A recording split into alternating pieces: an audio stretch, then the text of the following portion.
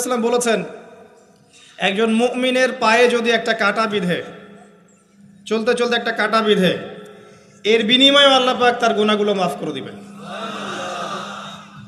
তো যে বিষয়টা বলছিলাম যে আল্লাহ রাব্বুল আলামিন সূরা আরাফের 179 নম্বর আয়াতে বলেছেন যে আমি প্রচুর জিন আর মানুষকে সৃষ্টি করেছি জাহান্নামের জন্য, যার দলিল আমরা একটা হাদিস থেকে দিলাম যে উম্মতে মুহাম্মাদি 73 দলে ভাগ হয়ে যাবে, যার 72টা দলই জাহান্নামে যাচ্ছে, একটা জান্নাতে যাবে। তার মানে সংখ্যা কম হচ্ছে। আরেকটা দলিল দিচ্ছিলাম যে আল্লাহ রাব্বুল আলামিন কোরআনুল কারীমের শব্দের অপচয় করেন না। একটা শব্দ দিয়ে তিনি একটা কওমের ইতিহাস তুলে ধরেছেন। যেমন যুলকারনাইন যাচ্ছিলেন পূর্ব দিকে, যেতে যেতে একটা কওমকে দেখলেন যে কওমের সূর্যের আলো থেকে বাঁচার মতো প্রযুক্তি জানা ছিল না, এতই মানবেতর জীবনযাপন করত। আল্লাহ পাক এই কওম সম্পর্কে বললেন কাযালিক, এরা এমনই ছিল। একটা শব্দ দিয়ে কওমের পুরো হিস্ট্রি বলা শেষ। এই কাযালিকা শব্দ দিয়ে আপনি তাফসীর দেখতে পারেন এই কওম সম্পর্কে কত কি বলা হয়েছে। সেই আল্লাহ রাব্বুল আলামিন সূরাতুর রহমানের মধ্যে একই আয়াত 31 বার রিপিট করলেন বা 32 বার রিপিট করলেন, ফাবিআইয়ি আলাই রাব্বিকুমা তুকাযিবান। মানে কি, কারণটা কি? কারণ এই সূরার মধ্যে এমন কিছু আছে যেটা আল্লাহ পাক চাচ্ছেন আমরা বেশি বেশি করে বুঝি। তোমরা আল্লাহর কোন কোন নিয়ামতকে অস্বীকার করবে? আল্লাহ রাব্বুল আলামিন আমাদেরকে কৃতজ্ঞ হতে বলছেন এই সূরার মধ্যে। আমরা যদি আল্লাহর নিয়ামত চতুর্দিকে দেখি তাহলে গুণে শেষ করতে পারবো না। আল্লাহ পাক বারবার স্মরণ করাচ্ছেন তোমরা আল্লাহর কোন কোন নিয়ামতকে অস্বীকার করবে। এরপরেও মানুষ আল্লাহদ্রোহী আচরণ করছে। সহিহ বুখারীর মধ্যে 4 বার এই হাদিসটা আসার মানে হচ্ছে যে আল্লাহ পাক এখানেও বোঝানোর চেষ্টা করছেন যে জাহান্নাম থেকে বাঁচার জন্য আমাদের কত সতর্ক থাকা উচিত। হাদিসটা হচ্ছে এই, কিয়ামতের মাঠে আল্লাহ রাব্বুল আলামিন আদম আলাইহিস সালামকে ডাকবেন। আদম আলাইহিস সালামের নাম তো শুনেছেন, তিনি কে? আদি পিতা। তাকে কি কারণে সম্মানিত করা হয়েছিল বলেন? তাকে কি কারণে সম্মান দেওয়া হয়েছিল? জ্ঞানের কারণে। তাকে ফেরেশতারা সেজদা করলেন কি কারণে? শারীরিক গঠনের কারণে, শক্তির কারণে, জ্ঞানের কারণে। এই জ্ঞান এখন আমাদের মধ্যে চরম অভাব। এই জ্ঞানের চর্চার চরম অভাব আছে আমাদের মধ্যে। এখন আমরা জ্ঞান চর্চা করতে চাই না। আমরা স্লোগান দিতে চাই যে আল কোরআনের আলো ঘরে ঘরে জ্বালো, কিন্তু প্রত্যেকটা ঘরে একটা করে কোরআনের হাফেজ নাই। এমনকি প্রত্যেকটা ঘরে একটা করে মানুষও পাওয়া যাবে কিনা যারা কোরআন বিশুদ্ধ করে তেলাওয়াত করতে পারে। তবে একটা কথা বারবার বলি যে এইসব আইওয়াশ শোডাউন দিয়ে ইসলামের কোনো কল্যাণ নাই। ইসলামের কল্যাণ কনস্ট্রাকটিভ কাজ করতে হবে। প্রথমে জ্ঞান চর্চা করতে হবে, ক্লাসিক্যাল সাবজেক্টগুলো পড়তে হবে। ফর এক্সাম্পল কোরআন, অ্যারাবিক সাহিত্য, ফর এক্সাম্পল হাদিস, রাসূলের জীবনী সাল্লাল্লাহু আলাইহি ওয়াসাল্লাম, ফর এক্সাম্পল সিরাত, ইসলামের হিস্ট্রি, ইসলামিক ইকোনমিক্স, জিওপলিটিক্স, এবং আপনি যেখানে পড়ছেন সায়েন্স, আর্টস, কমার্স, এগুলো পড়বেন। পড়াশোনা করে জ্ঞান চর্চা করতে আমরা চাচ্ছি না, আমরা রাতারাতি ফল পেতে চাই। এই জন্য আইওয়াশ শোডাউনে বেশি ব্যস্ত থাকি। এগুলোতে ইসলামের কোনো খায়ের নাই, কল্যাণ নাই। আসেন, আদম আলাইহিস সালামকে আল্লাহ পাক ডাকবেন, ডেকে বলবেন তোমার সন্তানদের মধ্য থেকে জাহান্নামীদেরকে আলাদা করে দাও। আদম আলাইহিস সালাম বলবেন হে আল্লাহ কতজনকে আলাদা করে দেব? আল্লাহ রাব্বুল আলামিন বলবেন প্রতি 1000-এ 999 জনকে জাহান্নামের জন্য আলাদা করে দাও। বলেন ইন্না লিল্লাহ ওয়া ইন্না ইলাইহি রাজিউন। প্রতি 1000-এ 999 জনকে জাহান্নামের জন্য আলাদা করে দাও। আপনি গাণিতিকভাবে এটাকে ব্যাখ্যা করতে যায়েন না। এখানে বোঝানো হচ্ছে মেজরিটি, অর্থাৎ বেশিরভাগ মানুষ জাহান্নামে যাচ্ছে, কোনো সন্দেহ নাই। হ্যাঁ, এটা ঠিক, জাহান্নামে যাওয়ার পরে কবিরা গুনাহগার যে ব্যক্তিরা আছে তাদের জন্য নবী সাল্লাল্লাহু আলাইহি ওয়াসাল্লাম সুপারিশ করবেন। এবং যার অন্তরে সরিষা দানা পরিমাণ ঈমান ছিল, মন থেকে লা ইলাহা ইল্লাল্লাহ সাক্ষ্য দিয়েছে, একদিন না একদিন সে জান্নাতে যাবে ইনশাআল্লাহ।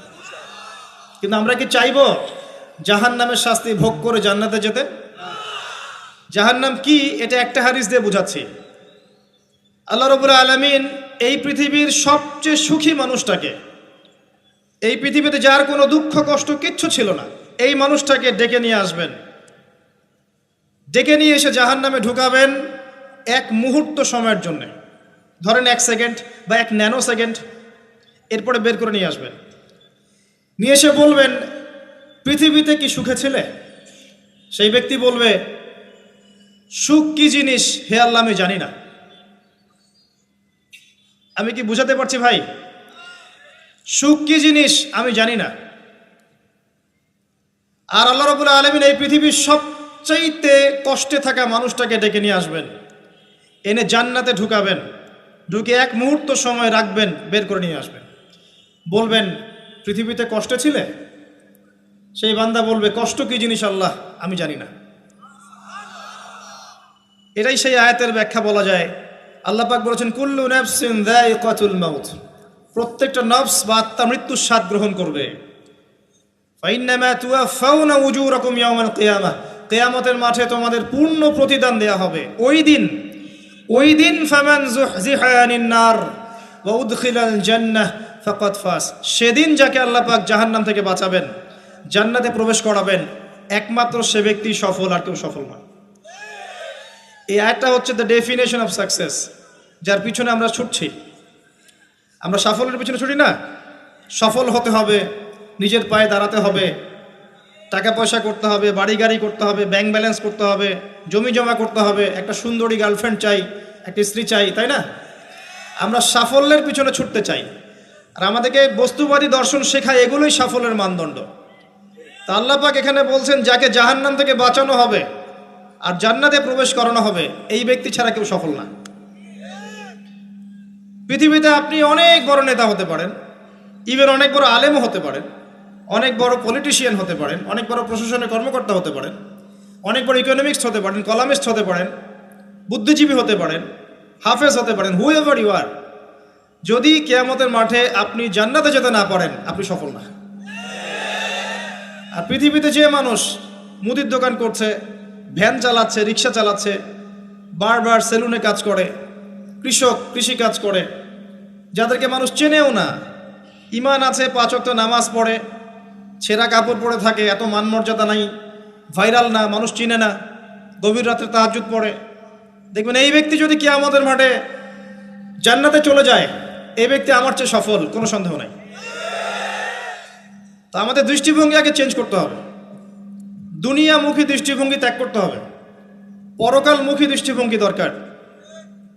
নবী সাল্লাল্লাহু আলাইহি সাল্লাম সাহাবায়ে কেরামের ভিতরে এই পরিবর্তন নিয়ে এসেছিলেন, তাদেরকে আল্লাহমুখী করেছেন, আল্লাহমুখী।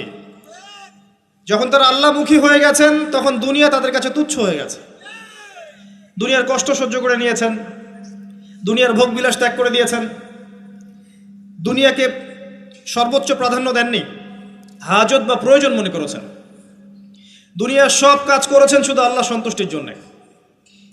এবং আমি অনেক লেকচারে এটাও বলেছি যে আপনি দুনিয়ার প্রতিটা কাজ আল্লাহ সন্তুষ্টির জন্যই করেন, কারো কাছে কিছু পাওয়ার আশায় করেন না। যদি কারো কাছে প্রতিদান পাওয়ার আশায় দুনিয়ার কাজগুলো করেন, আপনি কষ্ট পাবেন। কারো কাছে আশা করেন না, আল্লাহর কাছে আশা করেন প্রতিদান, আপনি কষ্ট পাবেন না ইনশাআল্লাহ। কারণ আল্লাহ ছাড়া প্রকৃত অর্থে আমাদের আপন বলে কেউ নাই। শুধুমাত্র আল্লাহই আপনার আপন, বাকিরা আপনার প্রয়োজন।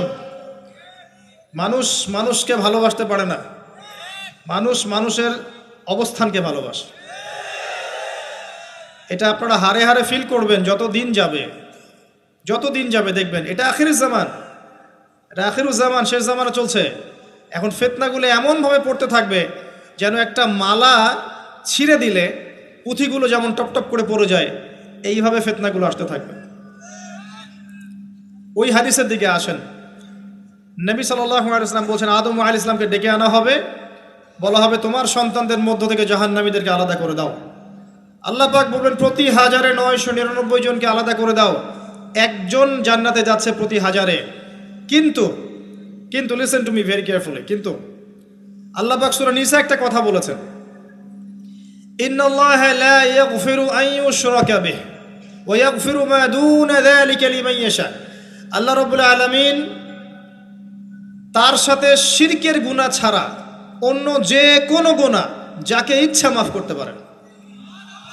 যে কোনো গুনাহ, যে কোনো গুনাহ আল্লাহ পাক মাফ করতে পারেন শিরকের গুনাহ ছাড়া। আরেকটা গুনাহ আল্লাহ পাক ক্ষমা করবেন না, সেটা হচ্ছে বান্দার হক। বান্দার হক বান্দার সাথে সম্পৃক্ত, কারো টাকা চুরি করেছেন, কারো জমি আত্মসাৎ করেছেন, কাউকে গালি দিয়েছেন, কারো প্রতি জুলুম করেছেন, কাউকে অন্যায়ভাবে মেরেছেন, ছিনতাই করেছেন, ইত্যাদি ইত্যাদি, যেটা অন্যের হকের সাথে সম্পৃক্ত। ধর্ষণ করেছেন, মানুষের সম্মানহানি করেছেন, কাউকে নিষ্পাপ কাউকে বিতর্কিত করেছেন ইত্যাদি। এই যে মানুষের সাথে জড়িত হক, এটা আল্লাহর কাছে মাফ নেওয়া যাবে না। কাবা ঘরের গেলাফ ধরে কানলেও কোনো লাভ নাই। ওই বান্দার কাছে গিয়ে ক্ষমা নিতে হবে। ভাই আমি আপনাকে গালি দিয়েছি, মাফ করে দেন। ভাই আমি তোমার টাকা চুরি করেছিলাম, এই নাও ফেরত নাও। বোন তোমার সম্পত্তি আমি দেই নাই, নিয়ে নাও। প্রতিবেশী তোমার জমি আমি নিয়েছি, নিয়ে নাও। এটা দুনিয়াতে করতে হবে। অন্যথায় পরকালে দেখবেন যে মানুষের সাথে জড়িত হকের জন্য মানুষটা দাঁড়িয়ে আছে। একজন ব্যক্তি উঠেছে, নামাজ রোজা হজ জাকাত সব নেকি নিয়ে উঠেছে। ওঠার পরে দেখছে সামনে অনেক মানুষ দাঁড়িয়ে আছে। কি জন্য দাঁড়িয়ে আছে? কারো টাকা নিয়ে শোধ করে নাই, কাউকে গালি দিয়েছে, কারো প্রতি জুলুম করেছে, কারো প্রতি অন্যায় করেছে, এরা দাঁড়িয়ে আছে, হক চাচ্ছে। তখন কিভাবে শোধ করবে? আল্লাহ পাক বলবেন তোমার নেকি ওদেরকে দিয়ে দাও। তখন শেয়ার রেটের মাধ্যমে নেকি চলে যাবে। কথা বুঝতে পারছেন? তখন আরো অত্যাধুনিক প্রযুক্তি থাকবে, নেকি কনভার্ট। আর নেকি দিতে দিতে যদি নেকি শেষ হয়ে যায়, তখন ওই ব্যক্তিদের গুনাহ তার আমল নামায় চলে আসবে। তারপর ওই ব্যক্তিরা জান্নাতে যাবে, এই ব্যক্তি জাহান্নামে যাবে। অতএব দুনিয়াতে মানুষের সাথে জড়িত কোনো হক রাখেন না। আল্লাহ পাক বলছেন শিরকের গুনাহ ছাড়া আল্লাহ যে কোনো গুনাহ মাফ করতে পারেন। আর এই যে কুফরি এবং মানুষের সাথে জড়িত হক আল্লাহ মাফ করবেন না। এখন আল্লাহ যদি শিরকের গুনাহ ছাড়া সব গুনাহ মাফ করতে পারেন, আর আল্লাহ পাক তো ওয়াদা করেছেন নবী সাল্লাল্লাহু আলাইহি ওয়াসাল্লামকে মেরাজের রাতে যে তোমার উম্মতের যে কোনো ব্যক্তি যদি শিরক না করে আমার সামনে হাজির হয় আমি তাকে মাফ করে দেব। একটা হাদিসে কুদসির মধ্যে এটাও আছে, হে আদম সন্তান, তুমি যদি আসমান এবং জমিন সমপরিমাণ গুনাহ নিয়ে আমার সামনে দাঁড়াও কিন্তু আমার সাথে কাউকে শরীক করনি, তাহলে আমি আল্লাহ তোমার সামনে আসমান জমিন সমান ক্ষমা নিয়ে দাঁড়াবো। আবার নবী সাল্লাল্লাহু আলাইহি ওয়াসাল্লাম সুপারিশ করবেন যার অন্তরে এক জাররা পরিমাণ ঈমান থাকবে, তারা জান্নাতে যাবে।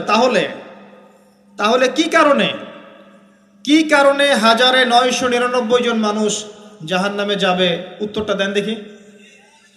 তাদের আমল নামায় কিসের পাপ থাকতে পারে? কিসের? এটা বোঝার জন্য কি পিএইচডি করার দরকার আছে? এখন দেখেন, কিছু মানুষ আছে যারা বলছে যে ঈসা ইবনে মারিয়াম আল্লাহর সন্তান, নাউজুবিল্লাহ। এটা শিরক নয়? এবং তাদের সংখ্যা পৃথিবীতে 700-800 কোটির মতো, নাকি আরো কম বেশি হবে, যারা চলে গেছে, যারা আছে এবং যারা আসবে। কিছু মানুষ বলছে ওজায়ের আলাইহিস সালাম আল্লাহর সন্তান, নাউজুবিল্লাহ। এরা হচ্ছে জিউস, যারা এখন প্যালেস্টাইন দখল করে আছে। আর এই কথা বলতে আমাদের বুকে ভয় থাকা উচিত নয় যে ওইটা আমাদের জমি, তাদের জমি নয়। ওখানকার ঘটনা হচ্ছে এমন, একটা উপমা দিয়ে বোঝানো যায়। মনে করেন আপনি আপনার ঘরে বসে আছেন, আপনার দরজায় একজন মেহমান এসেছে। মেহমান নক করছে, ঠক ঠক ঠক। ভাই আমাকে একটু হেল্প করেন, আমি খাইনি অনেক দিন, আমার কাপড় নাই, আমার খাবার নাই, আমার থাকার জায়গা নাই, একটু আশ্রয় দেন। আপনি মাশাআল্লাহ মুসলিম, দয়া পরবশ হয়ে দরজা খুলে দিলেন, তাকে ড্রয়িং রুমে বসালেন, সুন্দর করে খাওয়ালেন, কাপড় দিলেন, রেস্ট করার জায়গা দিলেন। এবার সে সেখানে থাকতে থাকতে পরিকল্পনা করলো যে আপনাকে আপনার বাসা থেকে বের করে দিবে। একদিন আপনাকে ঘাট ধরে আপনার বাসা থেকে বের করে দিল, দিয়ে দরজার ভিতর থেকে লাগিয়ে দিল। এখন দরজার বাইরে দাঁড়িয়ে আপনি নক করছেন, আমার ঘর আমাকে ফেরত দাও, আমার ঘর আমাকে ফেরত দাও।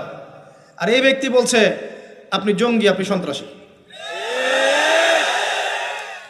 এটা হচ্ছে সবচেয়ে সেরা উদাহরণ প্যালেস্টাইন এক্সাম্পলের। তো এরা বলছে ওজায়ের আলাইহিস সালাম আল্লাহর সন্তান। একটা কথা আমি বলি, হতাশ হবেন না। ফেরাউন তার দলবল নিয়ে যখন লোহিত সাগরে ধাওয়া করছিল মুসা আলাইহিস সালামকে, আল্লাহ পাক কি করেছেন? আল্লাহ পাক সব সৈন্যকে আগে লোহিত সাগরে এনেছেন, আনার পরে মুসা আলাইহিস সালামকে পার করে দিয়েছেন। তারা যখন মাঝখানে এসেছে তখন আল্লাহ পাক ডুবিয়ে দিয়েছেন। ঠিক আছে, আল্লাহ পাক ঠিক একই কাজটা করবেন ইনশাআল্লাহ এই জেরুজালেমে ইনশাআল্লাহ তাআলা। সবাইকে এনেছেন আল্লাহ পাক পৃথিবীর বিভিন্ন জায়গা থেকে। একটা নির্দিষ্ট সময় পর্যন্ত ওরা বিশ্বকে রুল করবে সামনে, একটা নির্দিষ্ট সময় পর্যন্ত এরা বিশ্বকে শাসন করবে সামনে অচিরেই। কিন্তু এরপরে আল্লাহ রাব্বুল আলামিন ঈসা ইবনে মারিয়ামকে নামাবেন এবং তার হাতে তাদের নেতা মাসিহুদ দাজ্জাল নিহত হবে ইনশাআল্লাহ তাআলা। এবং পুরো কমিউনিটি একসাথে কলাপস করে যাবে, পৃথিবী থেকে তার নাম অস্তিত্ব মুছে যাবে ইনশাআল্লাহ তাআলা। আল্লাহ পাক ওই লোহিত সাগরের সুন্নাহ এখানে অ্যাপ্লাই করবেন ইনশাআল্লাহ। আল্লাহ পাক এই কারণে একত্রিত করেছেন, এটা আল্লাহ পাকের স্টাইল সুন্নাহ। আসেন, এরা বলছে উযাইর আলাইহিস সালাম আল্লাহর সন্তান। আবার দেখেন কিছু মানুষ বলছে আল্লাহকে পাওয়ার জন্য স্ট্যাচু ওয়ার্শিপ করা যায়, এরা হচ্ছে আল্লাহকে পাওয়ার মাধ্যম। কিছু মানুষ বলছে কবরে সেজদা করা যায়, কবরে শায়িত ব্যক্তি আল্লাহর কাছে সুপারিশ করবে। কিছু মানুষ বলছে আল্লাহ ছাড়া অন্য কারো কাছে দোয়া করা যায়, তিনি অনেক বুজুর্গ ব্যক্তি ছিলেন, আমার দোয়া পৌঁছে দিবেন আল্লাহ পর্যন্ত। কিছু মানুষ বলছে আল্লাহ ছাড়া অন্য কারো নামে নজর করা যায়, জবাই করা যায়, কসম করা যায়, ইত্যাদি ইত্যাদি। আর কিছু মানুষ আল্লাহর হালালকে হারাম করছে, আল্লাহর হারামকে হালাল করছে। কিছু মানুষ তাকদীরকে অস্বীকার করছে, ভাগ্যকে অস্বীকার করছে। কিছু মানুষ দুনিয়া নিয়ে এতই ব্যস্ত হয়ে আছে দিনের জাররা পরিমাণ ফিকির নাই। আবার কিছু মানুষ এই উম্মতের মধ্যে দাবি করছে মুহাম্মদ সাল্লাল্লাহু আলাইহি ওয়াসাল্লাম শেষ নবী নন, আরও নবী আসতে পারে, এবং তারা প্রকাশ্যে মাহফিল করারও চেষ্টা করছে এখন বাংলাদেশ। আবার কিছু মানুষ বলছে আমরা কোরআন মানি, হাদিস মানি না। এই যতগুলো কথা আমি বললাম এর প্রত্যেকটাই হচ্ছে শিরক। এই শিরকগুলো হয় তিন ভাবে: চিন্তায় শিরক হয়, কথায় শিরক হয় এবং কাজে শিরক হয়। চিন্তা, কাজ এবং কথা, আকীদায় শিরক থাকে, আমলে শিরক থাকে, আবার কথাতেও শিরক থাকে। এই শিরকের পাপের কারণে আল্লাহ রাব্বুল আলামিন বেশিরভাগ মানুষকে জাহান্নামে দিবেন, বলেন নাউযুবিল্লাহ। কিন্তু কারো আমল নামায় যদি শিরকের পাপ না থাকে, শিরক থেকে তওবা করে যে কোনো পাপ নিয়ে সে কবরে যায়, 99% সম্ভাবনা আছে এই মানুষকে আল্লাহ পাক মাফ করে দিবেন। তাহলে আমরা আজকে এতটুকু শিখলাম, প্রথমে সবচেয়ে বেশি কেয়ারফুল থাকতে হবে শিরকের ব্যাপারে, সবচেয়ে বেশি কেয়ারফুল থাকতে হবে শিরকের ব্যাপারে এবং বেদাআতের ব্যাপারে। এটা কি জিনিস?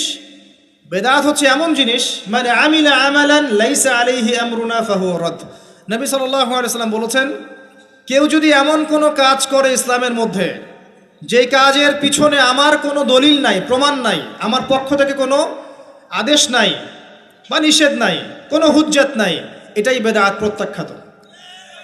মানে আপনার প্রতিটা কাজ হতে হবে শুধুমাত্র নবী সাল্লাল্লাহু আলাইহি ওয়াসাল্লামের সুন্নাহ মতো। এই জায়গায় নতুন কোনো পদ্ধতি চালু করলে আপনি বেদাতি হয়ে যাবেন। বেদাতির পরিণতি কি? তার সমস্ত আমলগুলোকে আল্লাহ পাক ধুলো বানিয়ে দিবেন। দলিল সূরা ফুরকান, সব কিছু বলার সময় পাচ্ছি না মাহফিলে। আরও কি? আরও আছে। বুখারী হাদিসে এসেছে নবী সাল্লাল্লাহু আলাইহি ওয়াসাল্লাম হাউজে কাউসারের সামনে দাঁড়িয়ে থাকবেন এবং এই কাউসারের পানি যে একবার পান করবে কিয়ামতের মাঠে, সে আর কখনো পিপাসার্ত হবে না। নবী সাল্লাল্লাহু আলাইহি ওয়াসাল্লাম পানি পান করাবেন উম্মতকে, হঠাৎ পর্দা পড়ে যাবে। আল্লাহ নবী বলবেন ইন্নাহুম মিন্নি, এরা তো আমার উম্মত। পর্দা পড়ে গেল কেন?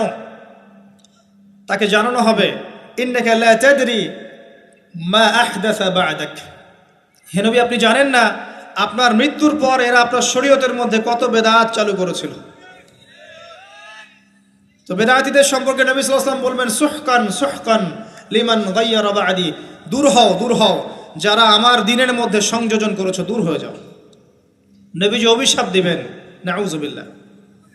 আরেকটা মারাত্মক বিষয় হচ্ছে বেদাত করতে থাকলে মানুষ তওবা করে না। একজন চোর তওবা করতে পারে, সে জানে এটা খারাপ কাজ। একজন জেনাকারী তওবা করতে পারে, সে জানে এটা খারাপ। একজন পতিতালয়ের মেয়ে তওবা করতে পারে, সে জানে এটা খারাপ। কিন্তু যে ব্যক্তি ইসলামের কাজ করছে ভালো মনে করে, সে মনে করছে এগুলো কল্যাণের কাজ, ভালো কাজ, সে কখনো তওবা করতে চাইবে না। এই কারণে বেদাতি শেষ পর্যন্ত তওবা করে না। অতএব শিরকার বেদায়াতের এই পাপ থেকে দূরে থাকেন। এরপরে আমি সামনে যাই। আরেকটা মেজর জিনিস থেকে আমাদেরকে বেঁচে থাকতে হবে, সেটা হলো হারাম রিজিক। আজকে আমাদের রিজিকের যে সিস্টেমটা আছে এর মধ্যে বেশিরভাগ পরিবারে হারাম রিজিক ঢুকে গেছে, বলেন নাউজুবিল্লাহ। কেউ সরাসরি হারাম, কেউ ঘুরিয়ে ফিরিয়ে হারাম। সবচেয়ে বড় মারাত্মক যে হারামটা ঢুকেছে তার নাম হচ্ছে রিবা বা সুদ। ম্যাক্সিমাম আমরা সুদখোর। আমার কিসের দাড়ি টুপি এগুলো দেখার প্রয়োজন নাই, আমি নিজেও সুদখোর। কিভাবে? প্রত্যক্ষভাবে না হলে পরোক্ষভাবে। মনে করেন আমি একটা ফ্ল্যাটে ভাড়া থাকি, ফ্ল্যাটের মালিক আমার ভাড়ার টাকা দিয়ে তার ব্যাংকের লোন শোধ করে, পরোক্ষভাবে আমি সুদের সাথে সম্পৃক্ত আছি। আপনি বাঁচতে পারবেন না। এই জামানা সম্পর্কে নবী সাল্লাল্লাহু আলাইহি ওয়াসাল্লাম বলেছেন, এমন একটা জামানা আসবে যেই জামানায় মানুষ সুদ থেকে বেঁচে থাকতে পারবে না। যে বেঁচে থাকার চেষ্টা করবে তার গায়েও সুদের ছিটা ফোটা গিয়ে লাগবে, কোনো সন্দেহ নেই, এটা সেই জামানা। টপ টু বটম সব জায়গায় সুদ। আর জানি না এই আয়াতগুলো কোরআনে আছে কি না আদৌ, বা এগুলো মানুষকে শোনানো হয় কি না আদৌ। তা আমি আমার জায়গা থেকে চেষ্টা করছি। আল্লাহ পাক কোরআনে বলেছেন। কে বলেছেন? আল্লাহ বলেছেন। আমি অনুবাদ করছি, আমি জাস্ট অনুবাদক। সূরা বাকারা 279 থেকে পড়া শুরু করেন। আল্লাহ পাক বলছেন, ইয়া আইয়ুহাল্লাযীনা আমানু, হে মুমিনগণ, তুমি যদি মুমিন হয়ে থাকো, হে মুমিনগণ, ইত্তাকুল্লাহ, তোমরা আল্লাহকে ভয় করো। ইত্তাকুল্লাহ, তোমরা আল্লাহকে ভয় করো। ইত্তাকুল্লাহ, তোমরা আল্লাহকে ভয় করো। ওয়াযারু মা বাকিয়া মিনার রিবা, সুদের অবশিষ্ট অংশগুলো ছেড়ে দাও। ইন কুনতুম মুমিনিন, যদি প্রকৃত অর্থে মুমিন হয়ে থাকো। ওয়া ইন লাম তাফআলু, আমি আল্লাহ বলছি তোমরা যদি এটা না করো, ফাযরু বিহারবিন মিনাল্লাহি ওয়া রাসূলিহি, তাহলে আল্লাহ এবং তার রাসূলের সাথে যুদ্ধের ঘোষণা শুনে রাখো।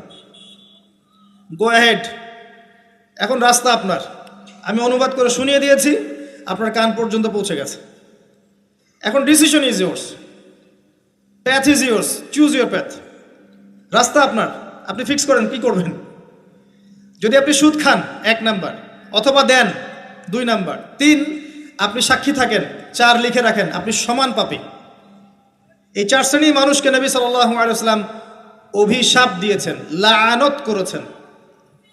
আর নবী সাল্লাল্লাহু আলাইহি ওয়াসাল্লামের অভিশাপ নিয়ে যদি আমরা কবরে যাই, তাহলে মান নবিয়ুক উত্তর দিতে পারবো, এটা বিশ্বাস করা বোকামি।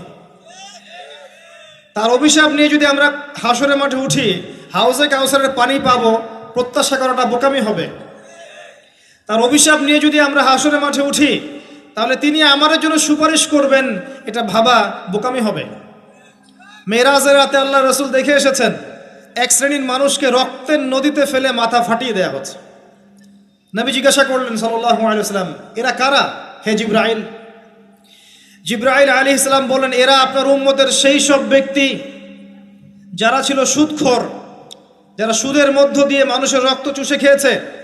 আজকে রক্তের নদীতে এদেরকে ফেলে মাথা ফাটিয়ে দেয়া হচ্ছে। কি করবেন আপনি ফিক্স করেন। ইসলাম তরবারির জোরে ছড়ায় নাই।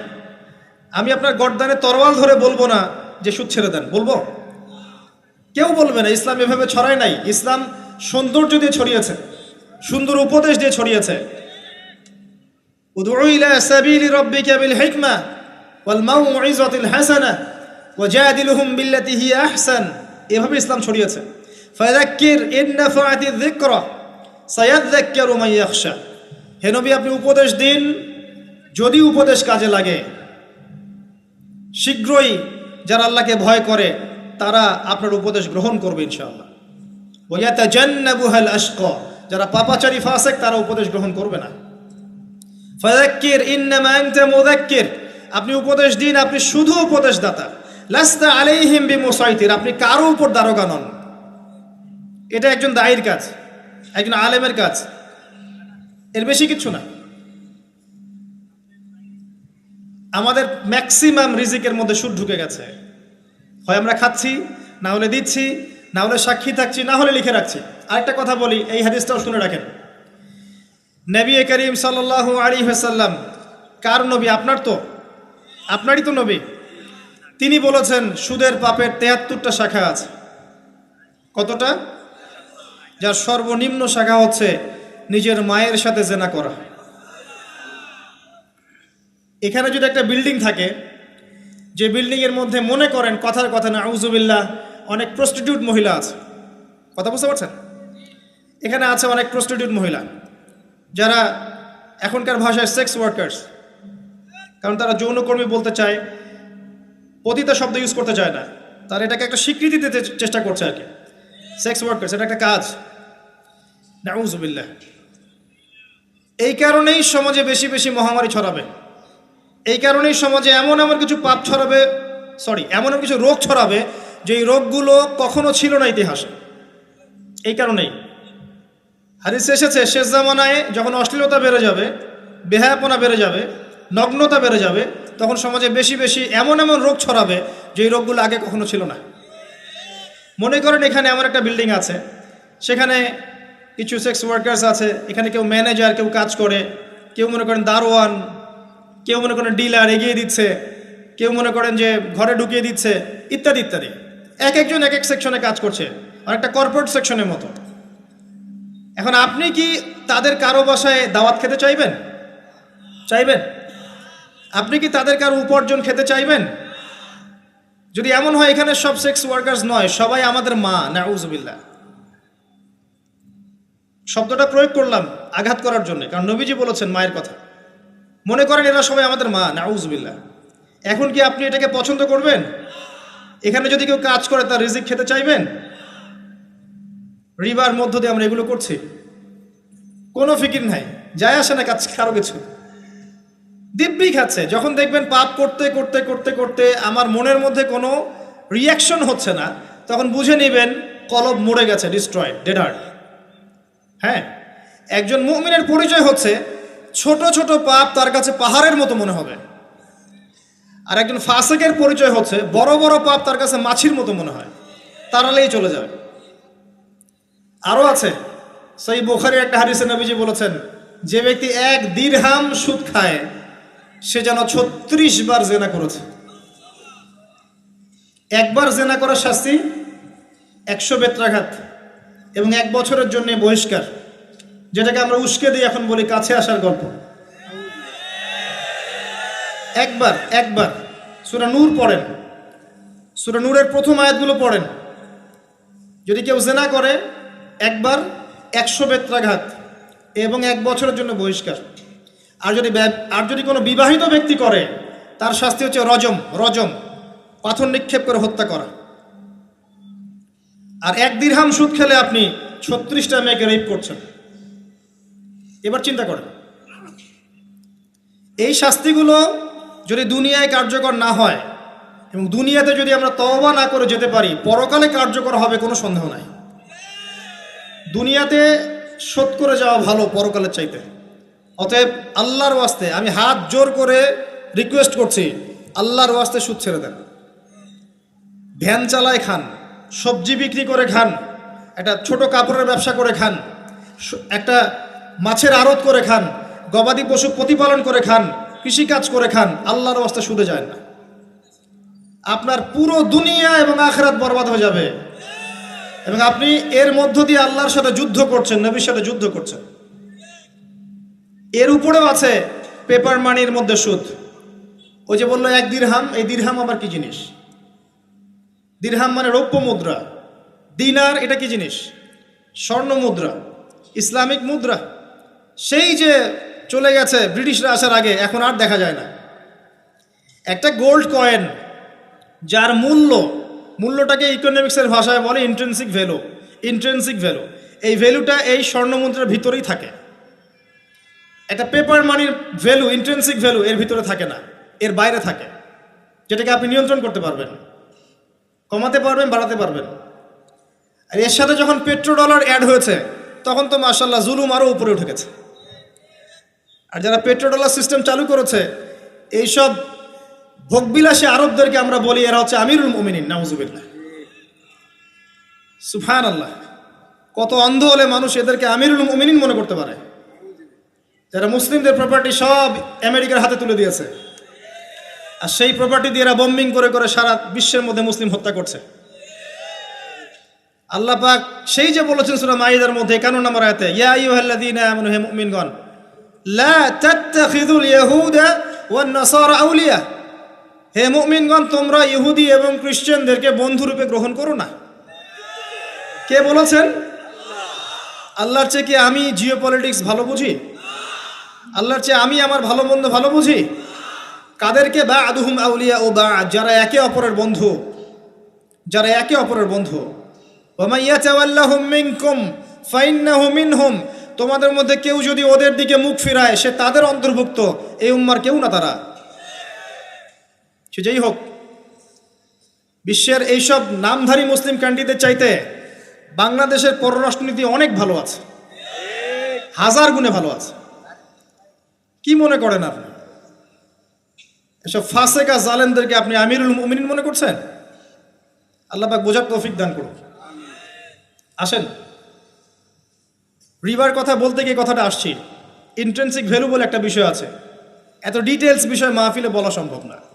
এতটুকু বলবো যে ইনশাআল্লাহু তাআলা আপনি যদি আপনার সম্পদকে সাস্টেইনেবল অ্যাসেটে রূপান্তরিত করেন, আগামী দিনগুলোতে আপনি ইনশাআল্লাহ জিতবেন, আদারওয়াইজ হেরে যাবেন।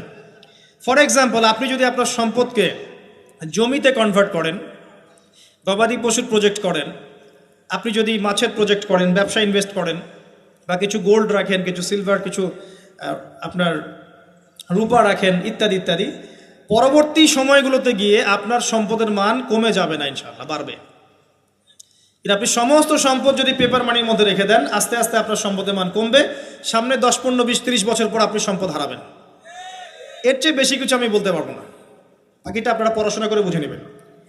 যেটা বলতে চাচ্ছি, ইকোনমিক সেকশনে আমরা সবাই মোটামুটি হারামের সাথে সম্পৃক্ত। এর পাশাপাশি আছে আবার ঘুষ, আছে না? না দিলে চাকরি হয় না, সুবহানাল্লাহ। আবার অনেক আলেম ফতোয়া দিচ্ছে এখন, তুমি যদি যোগ্য হয়ে থাকো কিন্তু তোমাকে জব দিচ্ছে না, তাহলে তোমার জন্য ঘুষ দেওয়া জায়েজ।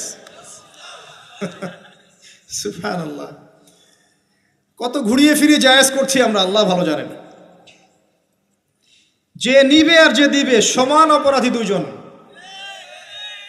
একজন ব্যক্তি মাদক দ্রব্য সেবন করে, আরেকজন ব্যক্তি মাদক উৎপাদন করে, কেউ সেল করে, কেউ ডিস্ট্রিবিউট করে, সবাই অপরাধী না? এরপরে আবার আছে দেখবেন অন্যের সম্পদ আত্মসাৎ করা। দুর্নীতি করছি, অন্যের সম্পদ আত্মসাৎ করছি। অনেক সময় দিনের লেবাজেই, ধার্মিকতার লেবাজেই মানুষের সম্পদ লুটে পুটে খাচ্ছে। কত মাজার আছে যায় দেখেন, মানুষের সম্পদ কিভাবে লুটে খাচ্ছে আল্লাহ ভালো জানে। ওখানে যত মোমবাতি জমা পড়ে, এগুলো বিক্রি করলে মনে একটা পদ্মা সেতু হবে, আল্লাহ ভালো জানে। বেশি বলে ফেলাইছে মনে হয়। যাই হোক, এমন অনেক জায়গা আছে, গরু ছাগল দিচ্ছে, মাশাআল্লাহ মানতের টাকা দিচ্ছে। এই যে কয়দিন আগে দেখলাম, একটা চ্যানেলেই দেখলাম, দান বাক্স খুলেছে, কোটি কোটি টাকা বের হচ্ছে এখন থেকে। জি, আমি মনে করতে পারছি না, বাট আমি দেখেছিলাম। তো না, ঠিক আছে, মসজিদে টাকা দিতে পারে মানুষ, সমস্যা নাই। আমি বলছি এমন জায়গা যেখানে আল্লাহর সাথে শিরক হচ্ছে। বিষয়টা হচ্ছে, আমরা ধর্মের লেবাজে অনেক সময় মানুষের সম্পদ লুটে পড়ে খাচ্ছি না? অনেক মুসলিম আছে যারা বোনের সম্পত্তির অধিকার দেয় নাই। আল্লাহর রাস্তায় সময় দিয়ে আসে, চিল্লা দিয়ে আসে, বলছে যে আমার বোন তো আমাকে সম্পত্তি দান করে দিয়েছে, মাশাআল্লাহ। তার মানে কেমনে দান করছে ভাই? তো বলে আমি ওকে বলছি তুই যদি আমাকে দিস তো সওয়াব হবে। তো দিয়ে দিচ্ছে, মাশাআল্লাহ। তা বললাম যে আপনি মরার আগে ওটা তাকে সওয়াবের আশায় দিয়ে দিয়েন, এই অবস্থায় মরেন না। আমরা অনেক সময় ধর্মের লেবাজেও মানুষের সম্পদ আত্মসাৎ করি, কোনো সন্দেহ নাই। আল্লাহ পাক আমাদেরকেও হেফাজত করুন, আমিন। এক কথায় বলতে চাই প্রিয় ভাইয়েরা, পরিবারের মধ্যে হারাম রিজিককে ঢুকতে দিয়েন না। হারাম রিজিক ঢুকলে পরে আপনার ইবাদত কবুল হবে না। আপনি ছোটোখাটো কিছু করেন, হালাল রিজিক খান, অল্পতে আল্লাহ পাক সন্তুষ্ট হয়ে যাবেন ইনশাআল্লাহ তাআলা। আল্লাহ পাক তো বেশি কিছু চান না আমাদের কাছে। আল্লাহ পাক কি চান?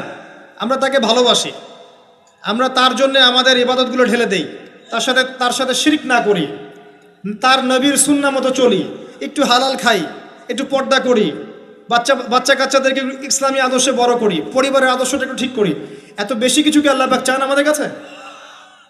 আল্লাহ পাক কি আমাদের কলার ধরে জিজ্ঞাসা করবেন যে দুনিয়াতে ইসলামী খেলাফত কায়েম করে আসো নাই কেন? বলবেন? বলবেন না। এটা বলবেন না আল্লাহ পাক আমাদেরকে।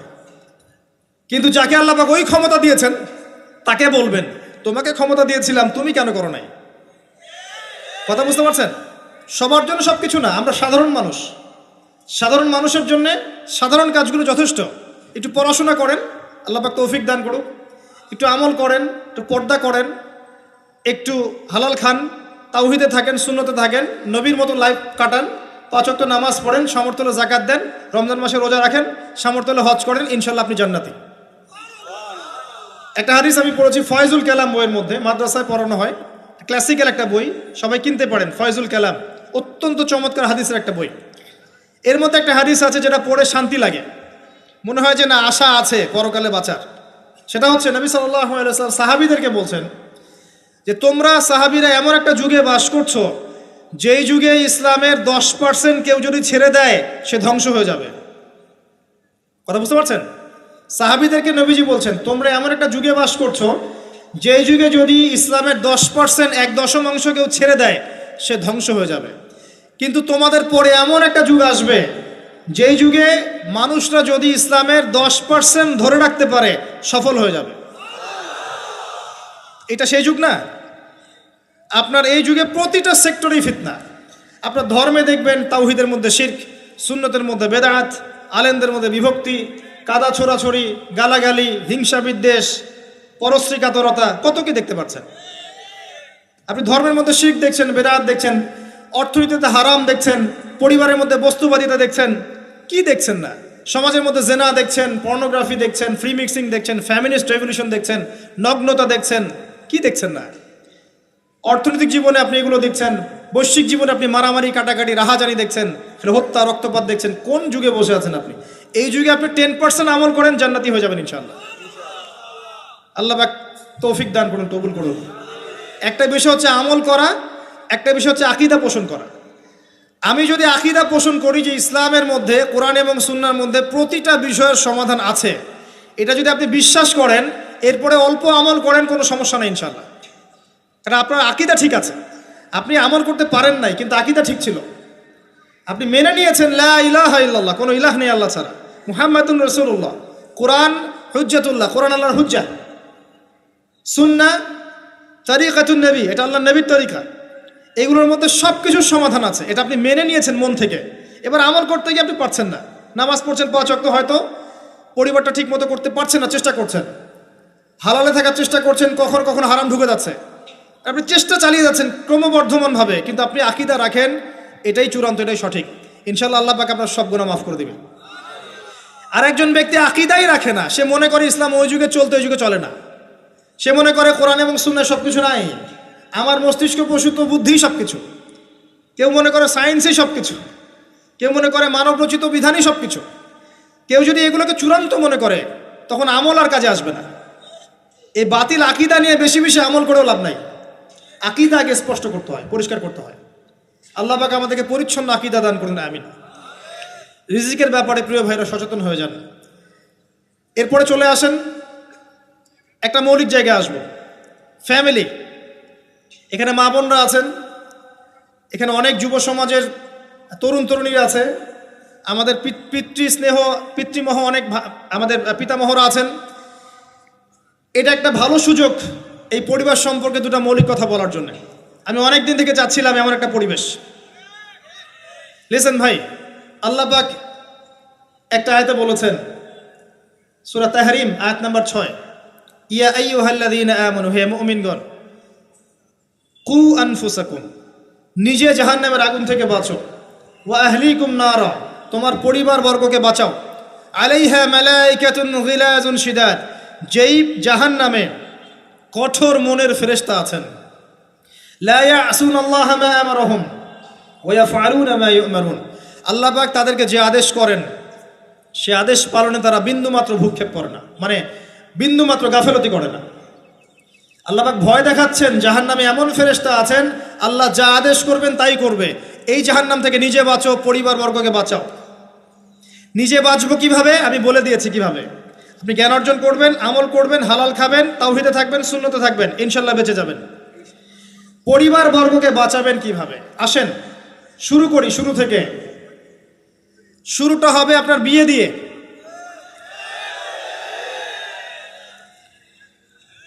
এত এক্সাইটেড হওয়ার কিছু নাই, কারণ এটা এমন একটা বিষয় যেটা করেন নাই বলে এক্সাইটমেন্ট বাড়ছে, করার পরে পস্তাতেও পারেন।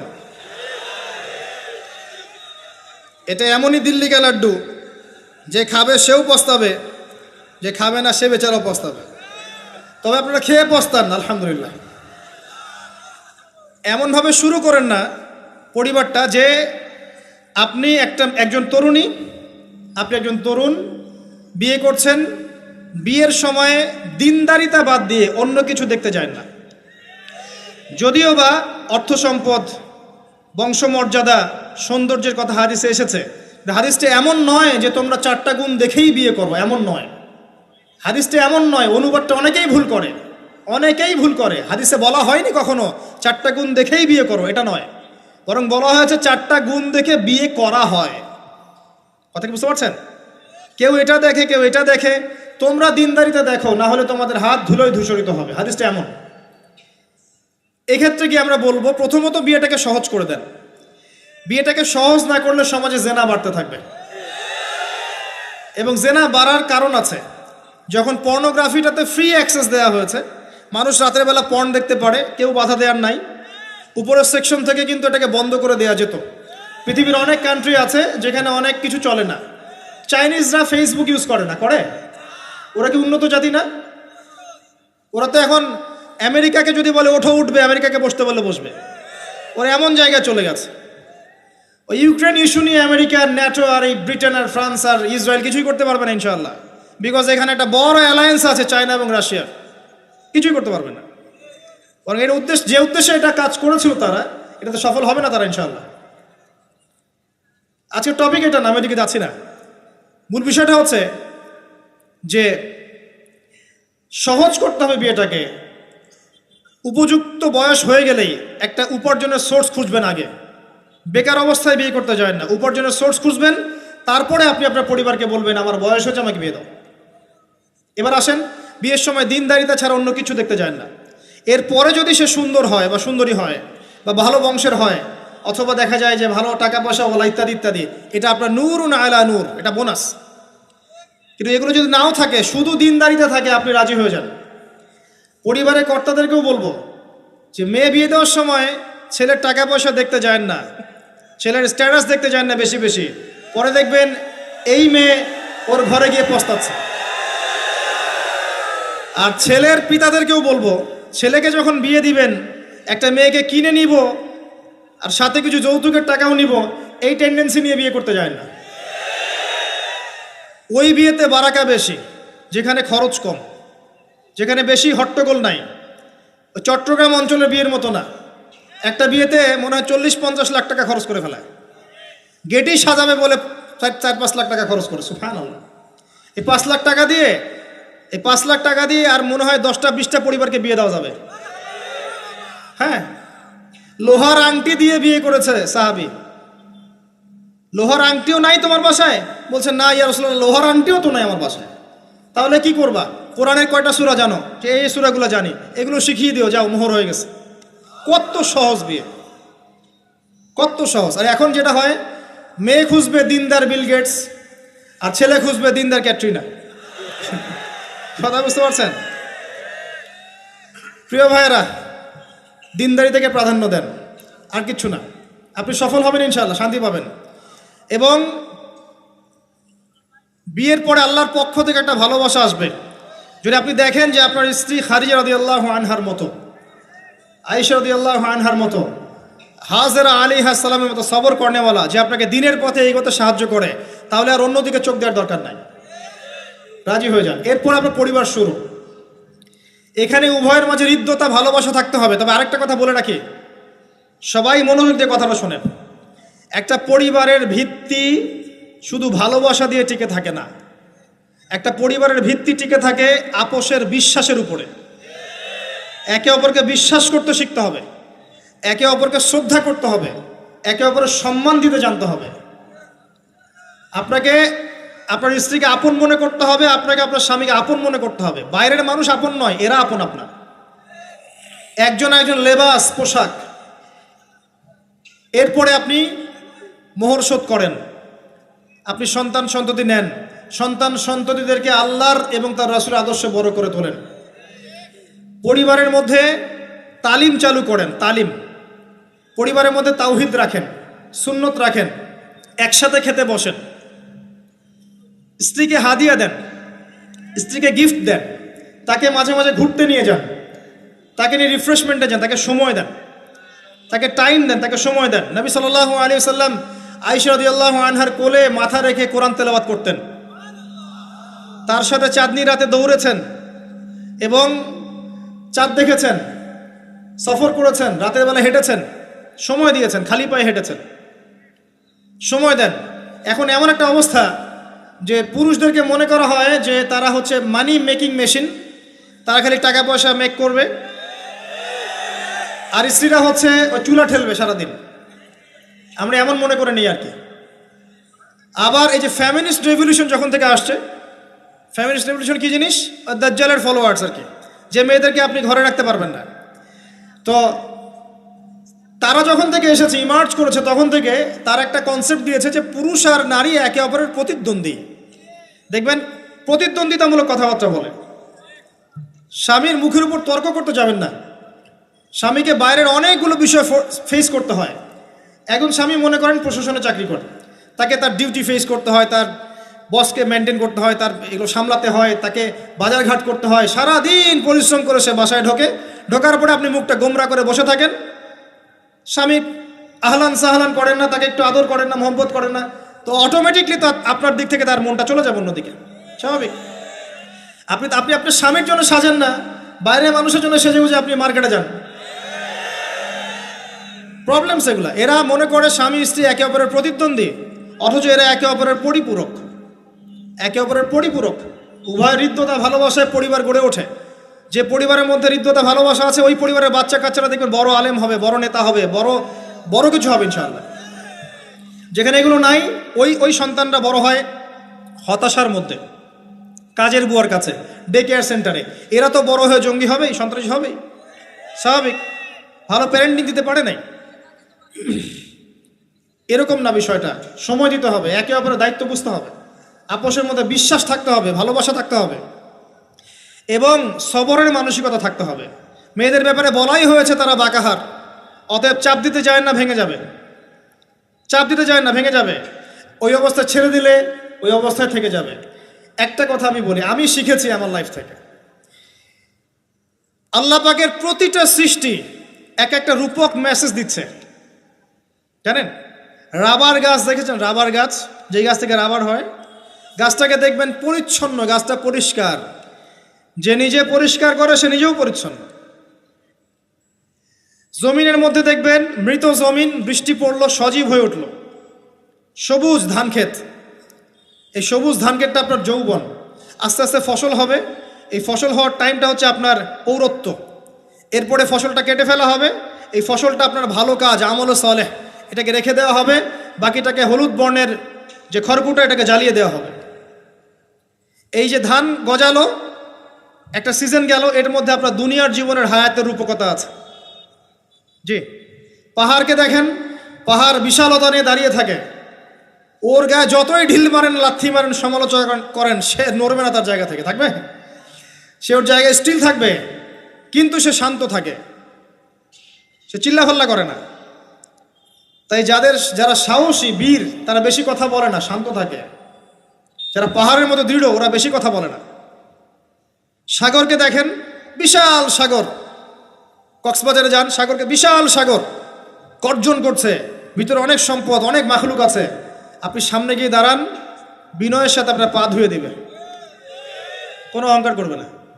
প্রতিটা সৃষ্টি আল্লাহ পাকের এক একটা মেসেজ দেয়। ঠিক মেয়ে মানুষও একটা মেসেজ দেয়। কি মেসেজ? আল্লাহ পাক মানুষকে সবচেয়ে সুন্দর করে সৃষ্টি করেছেন, আর মানুষের মধ্যে মেয়েদেরকে সবচেয়ে বেশি সুন্দর করে সৃষ্টি করেছেন।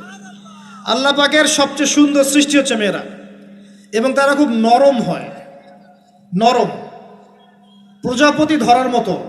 প্রজাপতিকে ধপ করে ধরতে পারবেন না আপনি। শক্ত করে ধরতে গেলে প্রজাপতি নষ্ট হয়ে যাবে, মরে যাবে। প্রজাপতিকে কোমলভাবে ধরতে হবে। ঠিক মেয়েদের সামনেও আপনার কোমল থাকতে হবে। বেশি হার্ড হতে যাবেন, শেষ। আমি আপনার গার্লফ্রেন্ডের সামনে কোমল হতে বলি নাই, আপনার ওয়াইফের সামনে হতে বলেছি। কোমল থাকলে আপনি জিতে যাবেন। দেখবেন দুনিয়ার চিল্লা ফাল্লা করছে আপনার বাসায়, আপনি চুপচাপ আছেন পাহাড়ের মতো, কোমল আছেন। 5 মিনিট পর দেখবেন নিজেই ঠান্ডা হয়ে এসে বলছে, আচ্ছা সরি, ভুল হয়ে গেছে।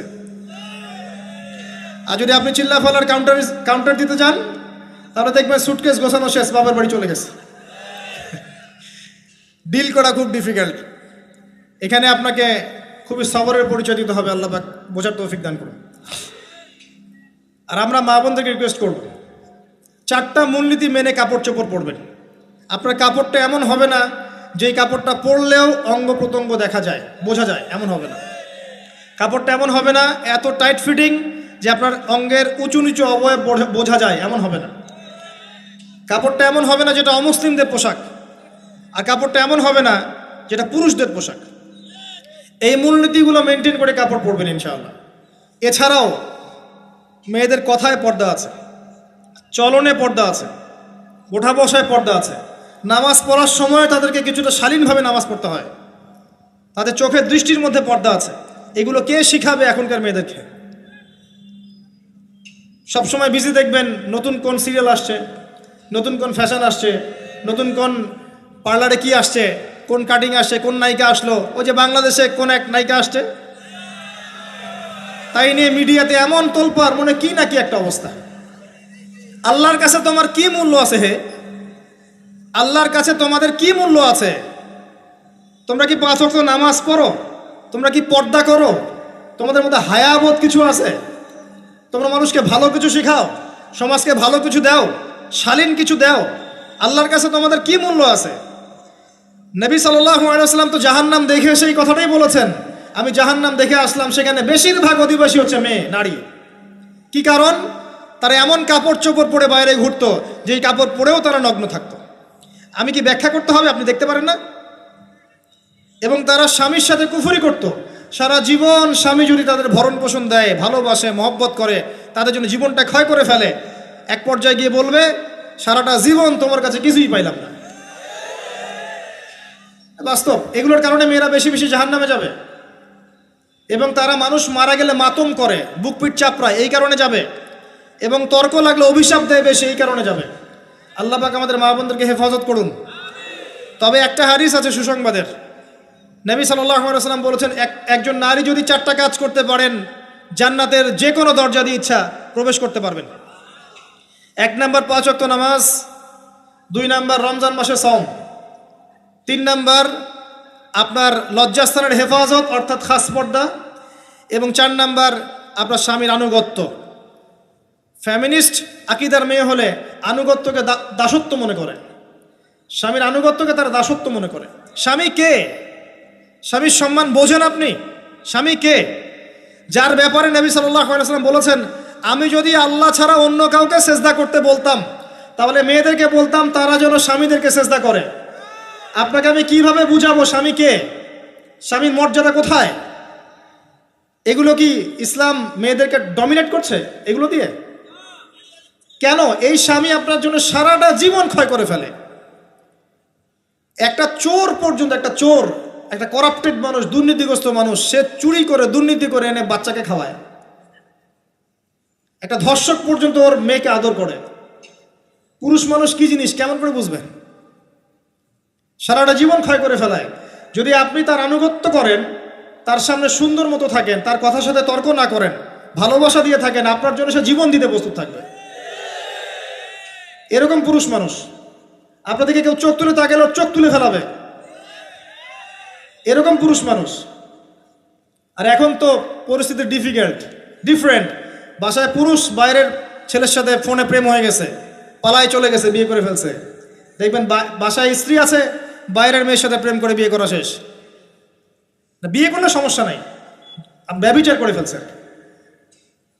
বিয়ে সে করতেই পারে, সে যদি সমতা রক্ষা করতে পারে, সেটা তার ডিফারেন্ট ইস্যু, এটা অন্য ইস্যু।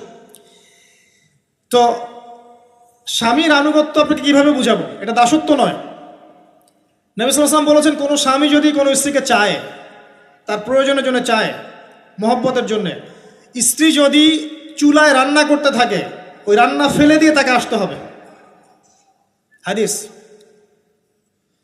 রাতের বেলা স্বামী স্ত্রী শুয়েছে, স্বামীর চাহিদা আছে, স্ত্রীর কোনো সমস্যা নাই, স্ত্রী ফিট, ইচ্ছা করেই অহেতুক স্বামীকে বলল আমি রাজি না, উল্টা পাশে মুখ করে ঘুমিয়ে গেল। আল্লাহর নবী বলছেন সারা রাত আল্লাহর পক্ষ থেকে একজন ফেরেশতা আসবে, এসে এই নারীকে অভিশাপ দিতে থাকবে। এখন এগুলো হাদিস শুনলে বলবে যে ইসলাম তো মেয়েদেরকে ছোট করছে। একজন মেয়ে তার, একজন স্বামীর কথা বলছে, স্বামী তার মেয়ে, তার স্ত্রী, তার মা, তার বোন, সবাইকে তার মিরাসের হক দিতে হয়। একজন মেয়ে তার বাবার সম্পত্তি পায়, কোনো কোনো ক্ষেত্রে তার ভাইয়ের সম্পত্তি পায়, তার স্বামীটা তো পাই, তার ছেলেরটাও পায়, নানি হলেও সম্পত্তির হক আছে। একটা মেয়েকে চতুর্দিক থেকে সিকিউর করা হয়েছে ইসলামে। তারপরেও কিছু ফ্যামিনিস্টের কারণে এরা বলবে যে মেয়েদেরকে ইসলাম ছোট করছে। হ্যাঁ, মেয়েদেরকে ইসলাম কেন ছোট করছে? কারণ পর্দা করে যে বাইরে বেরোতে বলেছে, ঢ্যাং ঢ্যাং করে নগ্ন হয়ে বেরোতে নিষেধ করেছে এই কারণে। যদি বলে যে হ্যাঁ ইসলাম আপনাদেরকে ফ্রি মিক্সিংয়ের স্বাধীনতা দিচ্ছে, আপনারা সবাই ফ্রি মিক্সিং করেন, গেঞ্জি পরেন, টি শার্ট পরেন, স্যান্ডো গেঞ্জি পরে বাইরে ঘুরে বেড়ান, টাইট ফিটিং প্যান্ট পরে বাইরে ঘুরে বেড়ান, সব জায়গায় আপনারা ফ্রি মিক্সিং করেন, পর্ন দেখেন, জেনা করেন, মদ খান, ইসলাম খুব ভালো। তখন তোমাদের জন্য তো ইসলাম নয়, তোমরা জাহান্নামে যাও, আল্লাহর কি আসে যায়? ইসলাম তোমাদের জন্য নয়, তোমরা জাহান্নামে গিয়ে মরো, ইসলামের কিচ্ছু যায় আসে না। আল্লাহর ওয়াস্তে পারিবারিক আদর্শের দিকে ফোকাস করেন প্রিয় ভাই। নিজে জাহান্নামের আগুন থেকে বাঁচান, পরিবারবর্গকে বাঁচান, পরিবারবর্গকে বাঁচান। পরিবার আরেকটা পার্ট হচ্ছে আপনার পিতামাতা। পিতামাতার সাথে খারাপ আচরণ করতে যায় না আল্লাহর ওয়াস্তে। সেই ব্যক্তির জন্য ধ্বংস যার পিতামাতা বেঁচে আছে, তাদের হক আদায় করে সে জান্নাতে যেতে পারলো না, তার জন্য ধ্বংস। আরেকটা অংশ আছে আপনার সন্তান সন্ততি। বাচ্চা কাচ্চার প্যারেন্টিংটা খুব সুন্দর করে করেন। যখন আপনি স্ত্রীর সাথে মিলন করতে গিয়েছেন তখন দোয়া পড়েন, আল্লাহুম্মা বিসমিল্লাহি আল্লাহুম্মা জান্নিবনা শাইতান ওয়া জান্নিবিশ শাইতান মা রাযাকতানা। আমার মনে হয় এখনকার জেনারেশন যেগুলো আছে ফাসেক, মাদক সেবন করে, পর্নোগ্রাফিতে আসক্ত, ইয়াবাখোর, স্মাগলিং করছে, চুরি করছে, হাবিজাবি, ধর্ষণ করছে, আমার মনে হয় না তাদের পিতামাতা তাদেরকে জন্ম দেওয়ার সময় এই দোয়াগুলো পড়েছিল। কারণ পিতামাতাকে দোয়া পড়লে ওই সন্তানকে শয়তান স্পর্শ করতে পারে না। সন্তান হবে, সন্তান ছেলে হোক মেয়ে হোক, আপনার এটা নিয়ে মন খারাপ করার কিছু নাই। একজন কন্যা সন্তানকে লালন পালন করে সৎপাত্রে পাত্রস্থ করলে এই মেয়ে পরকালে আপনার জন্য জাহান্নামের আগুন থেকে ঢাল হয়ে যাবে। যার কাছে দুইজন মেয়ে আছে, দুইটা মেয়েকে সে ভালো করে মানুষ করেছে, নবী সাল্লাল্লাহু আলাইহি ওয়াসাল্লাম বলছেন সে জান্নাতে আমার সাথে এমন করে থাকবে, এইভাবে। কেউ যদি বিধবার দায়িত্ব নেয়, সেও নবী সাল্লাল্লাহু আলাইহি ওয়াসাল্লামের সাথে এইভাবে থাকবে। এতিমের দায়িত্ব নেয়, এইভাবে থাকবে। ফ্যান্টাসিতে ভুগছেন, একটা এতিম মেয়েকে বিয়ে করেন, একটা অসহায় তালাকপ্রাপ্ত মেয়েকে বিয়ে করেন, একটা বিধবা মেয়ে যার স্বামী মারা গেছে, কেউ নাই দেখার, তাকে বিয়ে করেন, তারপরে বোঝা যাবে আপনার মধ্যে কতটুকু দিন আছে। আর বর্তমান সভ্যতা আমাদের কি সমাধান দিবে? সবাই যদি দিনদের একটা করে ক্যাটরিনা খোঁজে, এই এতিম, এই বিধবা, এই যাদের দেখার কেউ নাই, এই মেয়েগুলা কি রাষ্ট্রের সম্পত্তিও থাকবে? এদের দায়িত্ব কে নিবে? পুরুষরা যদি দায়িত্ব না নেয়, কে দায়িত্ব নিবে? এখন কেউ যদি ওদের দায়িত্ব নিতে যায়, তখন তাকে আবার খারাপভাবে উপস্থাপন করা হয়, এই ব্যক্তির মনে হয় চরিত্র খারাপ। কিন্তু এদিকে বাইরে 10টা জেনা করে বেড়াচ্ছে, কোনো সমস্যা নাই, এগুলোকে উস্কায়। এইসব জাহেলদের জন্য ইসলাম নয়। ইসলামের প্রতিটা বেসিক ফান্ডামেন্টাল মানবতার কল্যাণের জন্যই। এগুলোকে ফরজ করা হয়নি, আপনি নফল, আপনার সামর্থ্য থাকলে আপনি করতে পারেন, না করলে কোনো সমস্যা নাই। কেউ যদি করে যে ইসলাম পরিপূর্ণরূপে পালন করার চেষ্টা করছে, এটার উপরে আমল করার চেষ্টা করছে, তাহলে আপনি তাকে ক্রিটিসাইজ করছেন কেন? কি সমস্যা আপনার? আরেকটা পার্ট হচ্ছে সন্তান সন্ততি। বাচ্চা কাচ্চাকে ছোটবেলা থেকেই মানুষ করতে হবে এমনভাবে যাতে করে বড় হয়ে এরা এই উম্মার খালেদ এবং ওমর হতে পারে। বাচ্চা ছোট বাচ্চাকে আপনি ভালো খাবার দেন, মায়ের স্নেহ দেন, বাবা মার সাথে রাখেন, একটু গ্রাম্য পরিবেশে নিয়ে গিয়ে তাকে বড় করেন। কেন বলছে কথা? এখানে পরিবেশ সুন্দর থাকবে, সে দৌড়াবে ধুলার মধ্যে, মাঠের মধ্যে খেলবে, সুন্দর ভাষা শিখবে। এরপরে তাকে ভালো প্রতিষ্ঠানে পড়ান। প্রতিষ্ঠানটা এমন হবে যে প্রতিষ্ঠানে জেনারেল শিক্ষা, ইসলামিক শিক্ষা একসাথে দেয়া হচ্ছে, সে সব শিখবে। আমার ছেলে কোরআনে হাফেজও হবে, আমার ছেলে ডক্টরও হবে ইনশাআল্লাহ। এভাবে এভাবে করে তোলেন। আধুনিক হন, মাথাটা খাটান, ব্যাকডেটেড মানসিকতা বাদ দেন। বিশ্বটা এগিয়ে গেছে, আমাদেরকে এগিয়ে যেতে হবে। একমুখী জ্ঞান দিয়ে আপনি কিচ্ছু করতে পারবেন না এই যুগে। দ্বিমুখী শিক্ষার একটা হারমোনিয়াস কম্বিনেশন দরকার। আমাকে কোরআন জানতে হবে, সায়েন্সও জানতে হবে, নাহলে আমি সায়েন্স দিয়ে কোরআনকে ব্যাখ্যা করতে পারবো না, কোরআন দিয়েও সায়েন্সকে ব্যাখ্যা করতে পারবো না। জানতে হবে, আমাদেরকে শিখতে হবে, পড়তে হবে, প্রচুর পড়তে হবে। বাচ্চাদেরকে ছোট থেকে বড় করেন এভাবে। আস্তে আস্তে গিয়ে দেখবেন তারা যখন কিশোর, তাদের বন্ধু বান্ধবের সার্কেলের দিকে খেয়াল রাখেন। আপনি বাবা হিসেবে তার বন্ধুর মতো আচরণ করেন, মা হিসেবে তার সাথে বান্ধবীর মতো আচরণ করেন, তার সাথে ক্লোজ হন, তার সমস্যাগুলো জানার চেষ্টা করেন। তাকে ফ্রি মিক্সিংয়ের মধ্যে পড়াশোনা করতে দিবেন না, না হলে স্কুল লাইফে সতীত্ব হারিয়ে ফেলবে। অনেক সময় অনেক মেয়ে আছে স্কুল লাইফে সতীত্ব হারিয়ে ফেলেছে, কলেজ লাইফে যেতে যেতে প্রস্টিটিউশনে চলে গেছে, অনেক মেয়ে আছে। এগুলো টপ সিক্রেট না, এগুলো সব ওপেন সিক্রেট। এখন ঘরে ঘরেই সমস্যা, মানুষ লজ্জায় বলতে পারে না।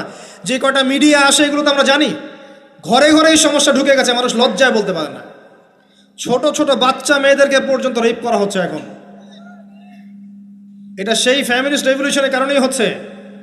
যত বেশি জেনাকে উস্কে দেওয়া হবে তত বেশি ধর্ষণ বাড়বে। ধর্ষণ বাড়তে বাড়তে এক পর্যায়ে বাচ্চাদেরকে ধর্ষণ করা বাড়বে। এরপরে কি হবে জানেন? এরপরে মানুষ সমকামী হবে বেশি বেশি, ছেলে ছেলের সাথে, নাউজুবিল্লাহ। তারপরেও কি হবে বলে যাচ্ছি, এরপরে আরো একটা ধাপ আসবে, যখন মানুষ গবাদি পশুর সাথে জেনা করবে। দেখে নিয়েন, এগুলো হাদিসে এসেছে, এমনি এমনি বলছি না। মানুষ এগুলো করবে। বাচ্চা কাচ্চাকে বড় করেন, ভালো খাবার দেন, ওকে খেলাধুলা করতে দেন। ও যত বেশি খেলাধুলা করবে ও শরীরটা ক্লান্ত হবে, তখন খাবে ভালো, বেশি খাবে, ব্রেন শার্প হবে, ওকে ওর নেতৃত্ব দেওয়ার যোগ্যতা অর্জন হবে। ওকে খেলাধুলা করতে দেন, ওকে ব্যায়াম করতে বলেন, ওকে সাঁতার শেখান, ওকে তাইকুন্ডু শেখান, ওকে ফিজিক্যাল এক্সারসাইজ শেখান। ওই ডিভাইসে অ্যাডিক্টেড করবেন না, উল্টাপাল্টা কার্টুন দেখান না, উল্টাপাল্টা অ্যানিমেশন দেখান না, এমন গেমসের মধ্যে আসক্ত করে দিয়েন না, বাসায় ডিভাইস দিয়ে দিয়েন না, সারাদিন এগুলো খেলছে, এগুলো দিয়েন না। ওকে কায়িক পরিশ্রম করান, একটু বড় হয়ে গেলে বাজারে পাঠান, বাস্তবতা শিখুক, সংসার করতে শিখুক, ডিল করতে শিখুক, সামাজিকতা শিখুক। ওকে সামাজিক বানান, গাছ লাগানোর কাজে ওকে ইনভলভ করে দেন, রক্তদান কর্মসূচিতে ওকে ইনভলভ করে দেন, ওকে সমাজ কল্যাণমূলক কাজ করতে শুরু করে দেন। দেখবেন ও সামাজিক হবে ইনশাল্লাহ। কম্বল বিতরণ করতে বলেন, ত্রাণ দিতে বলেন, ওকে ওকে উৎসাহ দেন, নামাজে উৎসাহ দেন, রোজা রাখতে বলেন। মেয়ে ছোট থেকে মেয়েকে পর্দা করতে বলেন, বলেন ও দেখবে যে আমার মা যখন বাইরে যায় তখন এই পোশাকে বাইরে যায়। আলহামদুলিল্লাহ, আমি দোয়া করি আল্লাহ পাক আমার মেয়েকে যেন খাদিজা রাদিয়াল্লাহু আনহার মতো কবুল করে। আমাকে বলেছে যে বাবা আমি 5টা বোরখা নিব। ওর বয়স 3 বছর। ওকে ওর মা বলেছে যে বাইরে যেতে হবে বাবার সাথে একটা প্রোগ্রামে। ও বলছে আমি বোরখা পরবো, না হলে যাব না। আমি অবাক হয়ে গেলাম যে আমি কিন্তু ওকে বলিনি বোরখা পরো। মানে আপনাকে পরিবেশ বলে দিবে, একটা পরিবেশ, একটা সুস্থ পরিবেশে আপনি যদি আপনার বাচ্চাকে বড় করেন, আপনার বাচ্চা দেখবেন সুস্থ হয়ে বিকশিত হবে ইনশাআল্লাহ। একটা অসুস্থ পরিবেশ দেন যেখানে ঝগড়াঝাঁটি, মারামারি, রাহাজানি, কাটাকাটি, সুদ, দুষ, জেনা, ব্যভিচার আছে, এই যে আপনার অপসংস্কৃতি আছে, আপনার বাচ্চাটা আস্তে আস্তে নষ্ট হয়ে বেরোন। পরিবেশ দিতে হবে। অসুস্থ পরিবেশের মানুষ কখনো সুস্থ জাতি উপহার দিতে পারবে না। তো এই বিষয়গুলোর দিকে খেয়াল রাখেন, মেয়ের পোশাকে খেয়াল রাখেন, তবে মেয়েকে কার কোলে তুলে দিচ্ছেন এটা খেয়াল রাখেন। এই যুগটা খুব কঠিন যুগ, কাছের মানুষদেরকে দ্বারা মেয়েরা ধর্ষিত হচ্ছে, খুব খেয়াল রাখেন। বাসায় কাজিনের এত থ্রু অ্যালাউ করেন না, কাজিন সম্পর্ক থ্রু করেন না, অ্যালাউ করেন না। আপনার মেয়েকে মেয়েদের ব্যাচ একটা পুরুষ টিচার পড়াচ্ছে, ওই ব্যাচে আপনি মেয়েকে পড়তে দিয়েন না। একটা কোচিংয়ের ভাইয়া বাসায় এসে আপনার মেয়েকে প্রাইভেট পড়াবে গোপন কক্ষে, এগুলো করতে দিয়েন না। পরে আপনার মেয়ের ইজ্জত চলে গেলে আপনি হামাও করবেন, তখন আপনি অ্যাক্সেস করে দিচ্ছেন, জেনার সুযোগ দিচ্ছেন। শয়তান উস্কে দিবে, শয়তান তো চাচ্ছেই জেনা করাতে। মেয়েদেরকে মেয়েদের পরিবেশে পড়ান। ছেলেদেরকে ছেলেদের পরিবেশে পড়ান। ওরা বড় হোক, ম্যাচিউর্ড হোক, যখনই বিয়ের বয়স হয়ে যাবে দ্রুত বিয়ে দিয়ে দেন। বিয়ের পর এরা পড়াশোনা করুক। বিয়ের পর পড়াশোনা করে অনেকে বড় আলেম হয়েছে, অনেকে বড় জাতির নেতাও হয়েছে। আমাদের জাতির পিতার ইতিহাস দেখেন, কত বছর বয়সে তিনি বিয়ে করেছিলেন, ইতিহাস দেখেন। একজন প্রেমময়ী নারী যদি পাশে থাকে, একজন ব্যক্তি বিশ্ব জয় করতে পারে। এই যে প্রমাণ দেখিয়ে দিয়েছে, করেন নাই? এরকম আগেকার মানুষদেরকে দেখবেন, ম্যাচিউরড হয়ে গিয়েছেন, বিয়ে করেছেন, এরপরে স্ত্রী পাশে ছিল, বিশ্বকে ডিল করেছে, নেতৃত্ব দিয়েছে। এই বিষয়গুলোতে খেয়াল রাখেন। পরিবারে হারাম ঢুকতে দিয়েন না। পরিবারটাকে ইসলামিক মূল্যবোধে গড়ে তোলেন। কু আনফুসাকুম ওয়া আহলিকুম নারা, এই হাদিসের উপর আমল করেন। আল্লাহ পাক তৌফিক দান করুন, আমিন। এরপরে বড় বিষয়গুলোতে যাবেন আপনি ইসলামের খেদমত, ইসলামের প্রচার, ইসলামের প্রসার, Islamic association, Islamic NGO, Islamic হাবিজাবি, এগুলোর দিকে আপনি পরে যাবেন। আগে বেসিকগুলো ঠিক করবেন। এই কাজগুলো যদি আমরা করতে না পারি, তাহলে আল্লাহ পাক ওই যে বলেছে সূরা আরাফ 179 প্রথমে বলেছে, ওর অন্তর্ভুক্ত হয়ে যাব। তাদের পাপ কি ছিল? তারা যে বেশি বেশি জাহান্নামে গেছে, কি পাপ ছিল? 1 নাম্বার, লাহুম কুলুবুন লা ইয়াফকাহুনা বিহা, ওদের কলব ছিল, উপলব্ধি করেনি। ওয়ালাহুম আযানুন লা ইয়াসমাউনা বিহা, কান দিয়েছিলাম শোনেনি। ওয়ালাহুম আ'য়ুনুন লা ইউবসিরুনা বিহা, চোখ দিয়েছিলাম দেখেনি। উলাইকা কাল আনআম, এরা হচ্ছে গবাদি পশুর মতো। বাল হুম আদাল, বরং তার চাইতেও নিকৃষ্ট। ও উলাইকা হুমুল গাফিলুন, এরা হচ্ছে গাফিল সম্প্রদায়। আল্লাহ পাক আমাদেরকে যাবতীয় গাফিলতি থেকে হেফাজত করুন, আমিন। আমরা আলোচনার শেষ প্রান্তে এসে দোয়া করছি, আল্লাহ পাক আমাদের সবাইকে শিরিক মুক্ত আমল করার তৌফিক দান করুন, আমিন। নবী সাল্লাল্লাহু আলাইহি ওয়াসাল্লামের সুন্নতের উপর থাকার তৌফিক দান করুন, আমিন। আমাদের প্রত্যেকের পরিবারটাকে আদর্শ পরিবার রূপে গড়ে তুলুন, আমিন। আল্লাহ পাক আমাদের প্রত্যেক মা বোনকে পর্দা করার তৌফিক দান করুন। আমাদেরকে ইসলামিক শিক্ষায় শিক্ষিত হওয়ার তৌফিক দান করুন। আমাদেরকে এই জাগতিক শিক্ষাকে ইসলামের কল্যাণে কাজে লাগানোর তৌফিক দান করুন। আল্লাহ পাক আমাদেরকে হালাল রিজিকের ব্যবস্থা করে দিন। আল্লাহ পাক আমাদের মধ্যে যারা অসুস্থ সবাইকে শেফায়ে কামেলা দান করুন। আমাদের মধ্যে যারা মারা গেছে আল্লাহ পাক সবাইকে মাফ করে দিন। আমাদের প্রশাসনের ভাইদেরকে আল্লাহ পাক হেফাজত করুন, হেদায়েত দান করুন। যাবতীয় অন্যায় থেকে হেফাজত করুন। ন্যায় নিষ্ঠার সাথে দায়িত্ব পালন করার তৌফিক দান করুন। আমাদের ঊর্ধ্বতন কর্তৃপক্ষ যারা আছে, গভর্নমেন্টে যারা আছে, সবাইকে আল্লাহ পাক হেদায়েত দান করুন। আল্লাহ পাক তাদের দ্বারা দ্বীন ইসলামের খেদমত কবুল করুন। আমরা মাহফিল কমিটির পক্ষ থেকে আপনাদের শুকরিয়া আদায় করছি।